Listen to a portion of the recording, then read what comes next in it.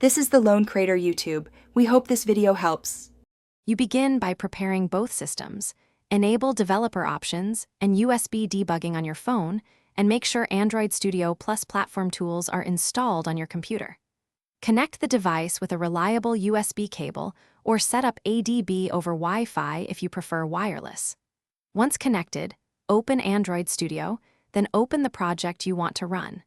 Make sure the target SDK matches the device capabilities, and verify Android Studio recognizes the device in the run/debug target list before continuing. Now you authorize and configure the connection. On the phone, accept the RSA key prompt after enabling USB debugging so your computer can talk to the device. In Android Studio, choose the device from the deployment target dialog or use the pair devices using Wi-Fi option if you set wireless. To validate, run a DB devices in a terminal.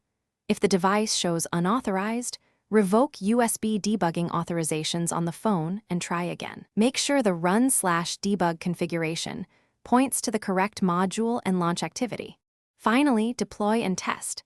Click Run in Android Studio to install the APK on your device, then watch Logcat and the Run window to confirm a successful launch and runtime behavior.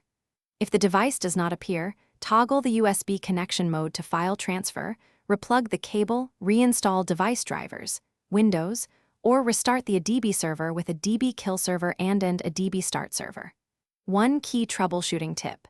If app install fails, uninstall previous debug builds, clean the project, then rebuild and redeploy to clear stale signatures or conflicts. Thanks for watching. Consider subscribing if we helped you.